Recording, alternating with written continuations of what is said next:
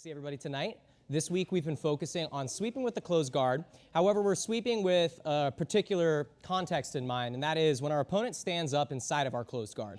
So the closed guard is a very dominant position. In Jiu Jitsu, we like to use the closed guard, especially in the beginning, because it's a spot that we can go to where we can kind of relax, assess the situation, and really hold on to and control our opponent.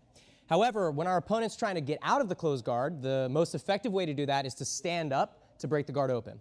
So on Tuesday, we looked at two different sweeps, and we systemized it based on how our opponent stands up based on the width of their legs, right? So when their legs are at a medium distance apart, we looked at our double ankle sweep. When their legs were close together, we did our mermaid sweep.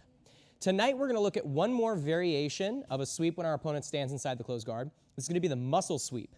Now, we're gonna stick with just this sweep tonight. However, we're gonna add in a couple of things that we can look for at the end because we're ending in a pretty dynamic position. So we'll get to that in a moment. Let's first talk about our main sweeping concept in Jiu Jitsu.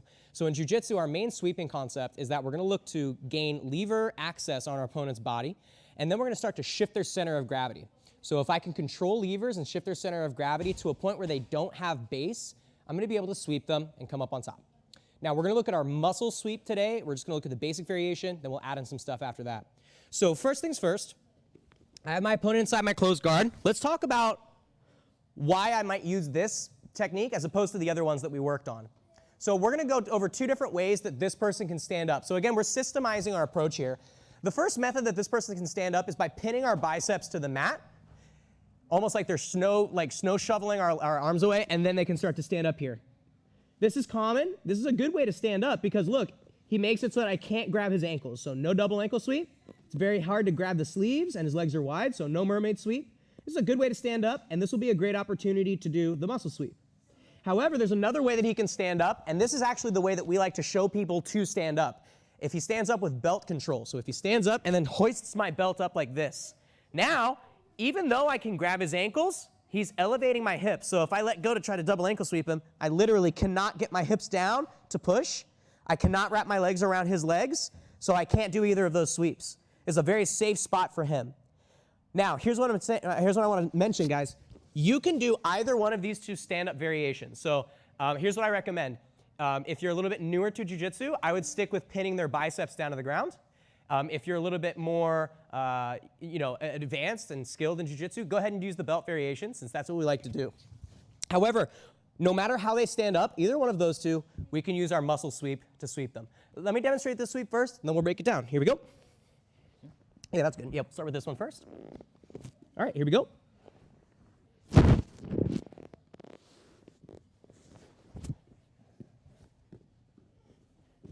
So the muscle sweep is, again, a very powerful sweep because it takes us directly to the mount. Any sweep that puts you directly in the mount is a sweep worth learning. Now, with this particular sweep, the muscle sweep, sometimes also called a lumberjack sweep because it kind of looks like we're chopping down a tree by the way our partner's falling. This is a sweep that was kind of popularized by Sanjay Ribeiro. He's very good at this one. So again, when we do this sweep, our other options are not necessarily available to us. So let's first talk about how we're gaining lever access on our opponent and then how we're going to shift their center of gravity. So first we'll deal with this. They're pinning the arms down and they stand up. Now, excuse me. Now when he's standing up here, I need to get my arms back under my control. Right now he's pinning my arms down. This can be particularly frustrating, especially for someone new in Jiu Jitsu. So here's what I don't want to do. I don't want to try to just like wildly fight and like fling my arms around. What I'm going to do first is I'm going to start to extend my hips up a little bit, so I'm driving and shifting my weight up as I circle my hand to an inside position. Now, I'm not just trying to reach across here. He can still pin. I'm trying to raise my hand like I have a question, and that can help me break that grip. Now, I've broken the grip so that I can reach across and get a cross sleeve grip over here on his other sleeve. Once I have this cross sleeve grip, I'm going to try to pull that arm across my body so that way it's now under my control. So here's our first form of lever control. I'm controlling his arm so that he cannot stick that hand out to catch himself. Remember, I'm trying to eliminate his ability to post. Now let's talk about our secondary lever control, and that's going to be the underhook. If we turn a little bit here, it's going to be the underhook on our opponent's leg. I want to go on the same side if I'm trying to sweep him, so I'm going to control this arm, and I'm going to control this leg. And I should mention, guys, as we talked about last class, look how I'm staying really, really consistent with the closed guard. All right, I'm not letting go of this position. So what I'm now going to do is I'm going to take my right hand and I'm going to underhook his leg. We call this the muscle sweep because we're gonna flex that muscle. So look, I underhook his leg, and I'm gonna pull myself over towards that leg. I wanna be low on the leg, so I'm at the end of the lever. If I'm holding high up here, he can start to step that foot out. So I'm going, sorry, close, didn't mean to hit your foot. So I'm going down low here on the end. Now, I have lever control, so I've eliminated his ability to post on one side of his body. How do I shift his center of gravity? This is where you can start to, it gets a little bit hard to see exactly what we're doing, but the motion we're creating is called external rotation. I'm trying to take his knee and turn it that way. But because I'm restricting his foot's ability to move, by externally rotating his knee, I'm going to in turn shift his hips down to the floor. So I'm holding his leg to externally rotate his knee. I'm gonna push my hips into the back of his knee. I don't necessarily wanna go into like the side of his kneecap because like that's just unnecessary and dangerous. I'm trying to go right behind the back of his knee so that I can turn it out. To do this, I'm gonna lift my hips up as I kind of drive my butt sideways into his into his knee. The whole while I'm keeping these grips strong. And look how I put him down onto his side. Now that he's landed, I really, like lawnmower, doing the starting cord thingy. I'm really pulling this hard so that he cannot post on that hand. And look how I'm still holding this ankle. As I start to come up to my hand, I actually want to keep my hand behind his calf. If I let his calf come out, now he has the ability to put his foot on the mat and generate base to hip escape out from underneath me. So I want to keep his foot under my control for as long as I can. Remember, if we have the ability to, we always want to try to control the levers on our opponent's body. And then we got to fix our mic. That's the next step here, guys. Sweet. Now that we're here and we fixed our mic, from this position, all I need to do is start to project my hips forward.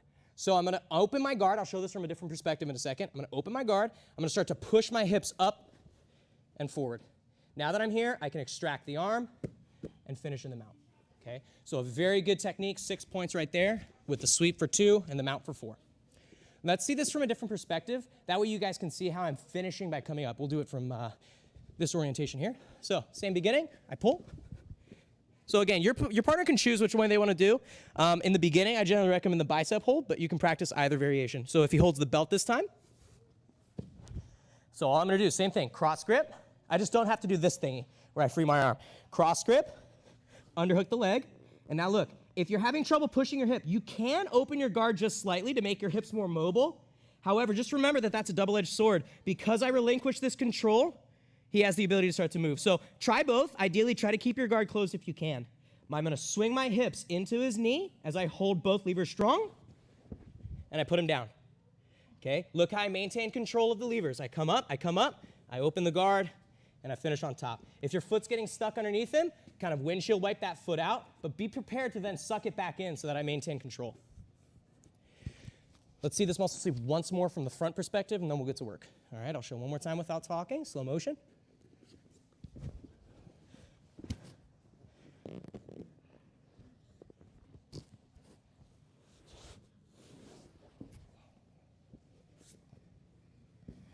Finishing him out.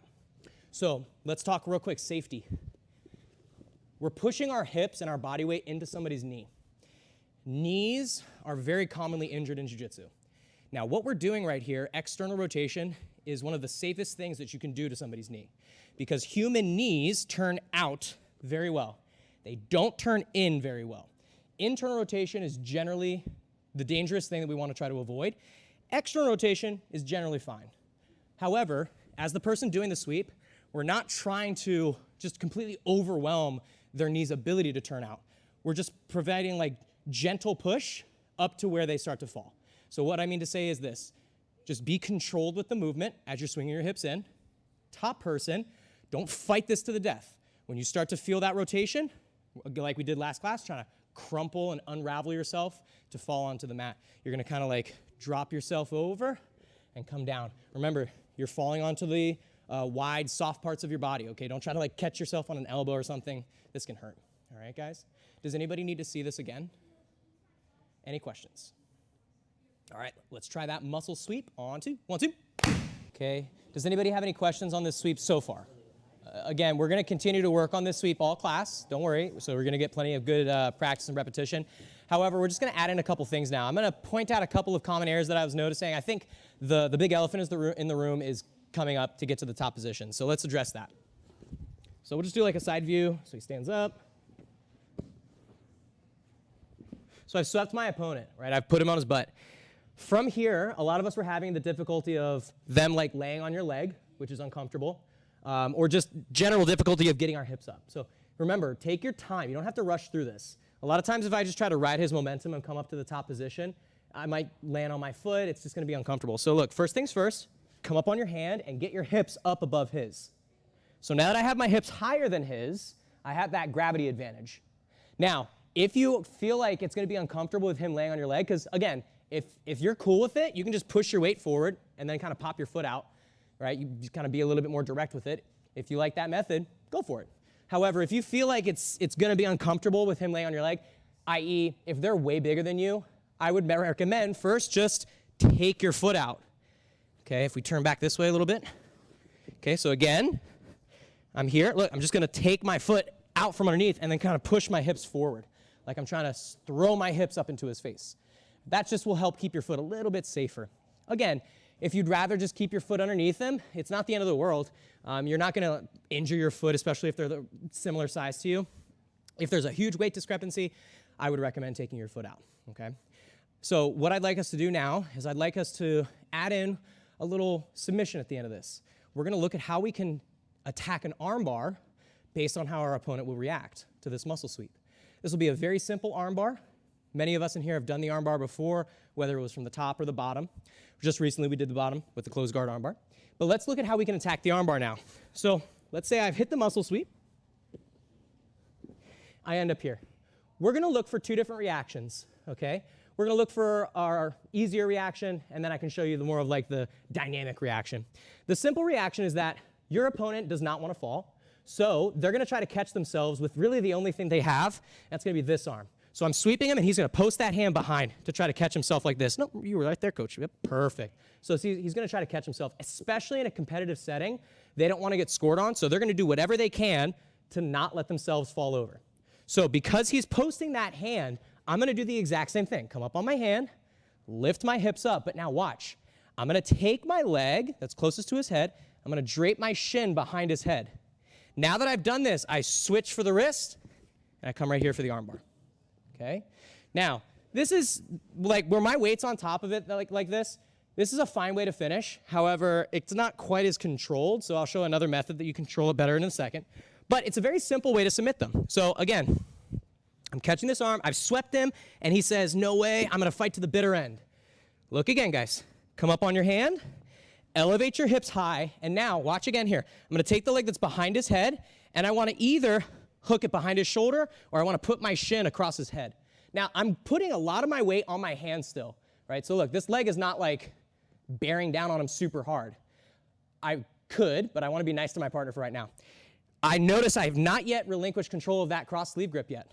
Once I have the shin here, now as I start to drive my way forward, I catch the wrist, and I just sit down on both my knees.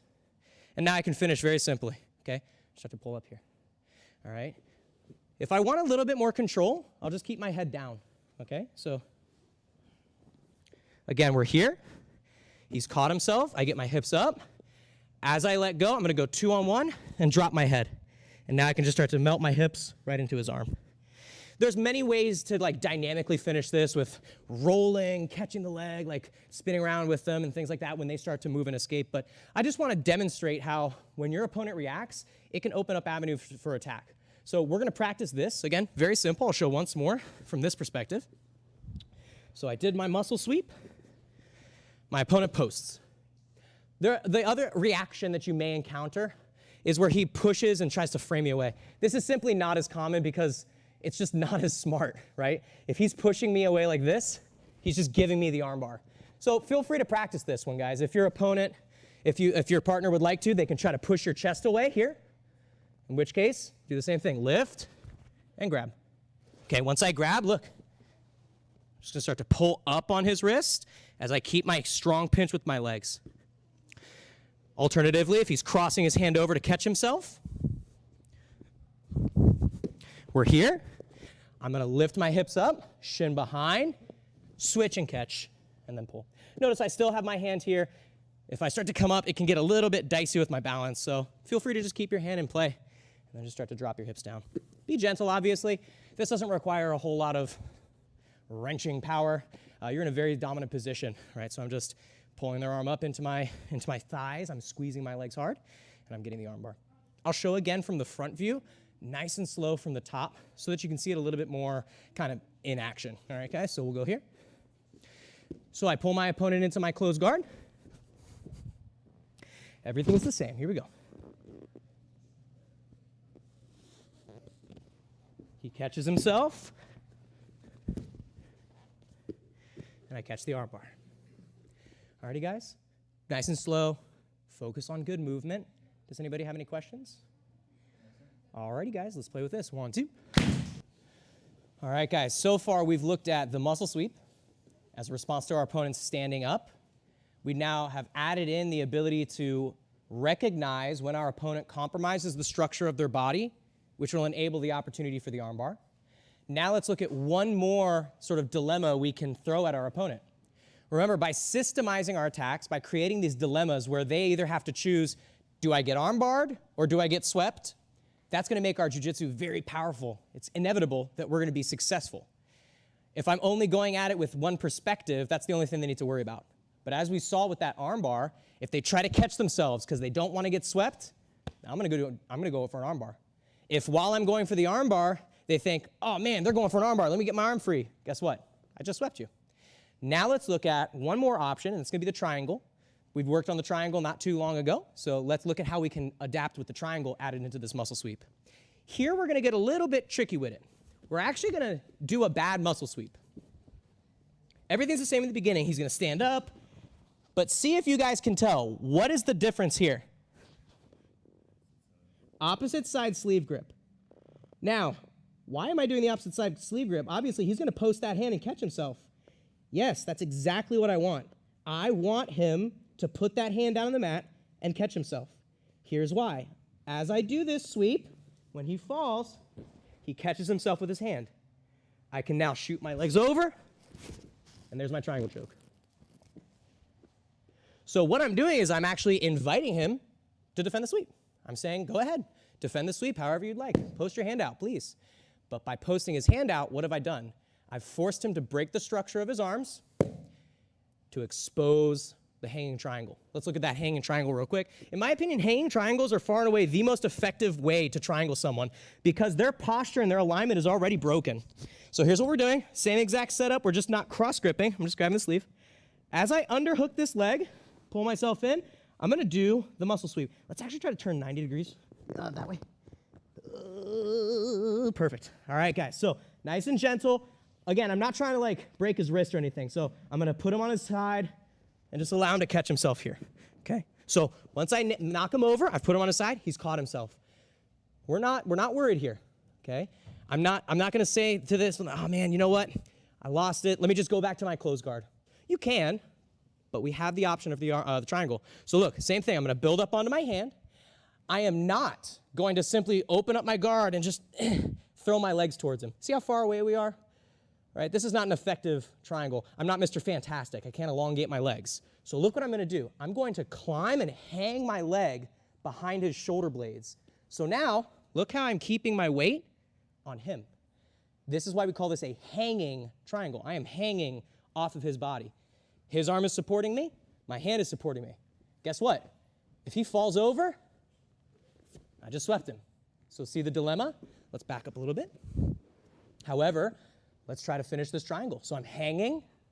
Now all I do, take out my bottom leg, catch the head. Now I can just start to pull him in and finish your triangle choke. If you're unfamiliar with the mechanics of a triangle choke, how we create our angle and finish here, don't worry too much about that component. Just understand that you have this opportunity when your partner posts that hand back. So simply wrap the legs around the head. If you don't know how to finish, don't worry about it. If you're higher level, go ahead and finish that triangle. Let me show that one more time slowly. Start from the feet. Same thing. I grip up. I pull my opponent into the closed guard. He stands up. Here we go.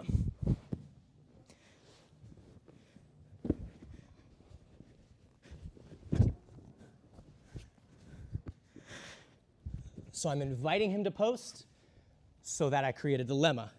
The dilemma is, I sweep you or I triangle you. Pick your poison. All righty, guys? Does anybody have any questions? I'll show one more time from this perspective so that you guys can see a little bit better how I'm raising my hips and hanging off of them. I'll show one more time from this direction here. All right, slow motion. Here we go.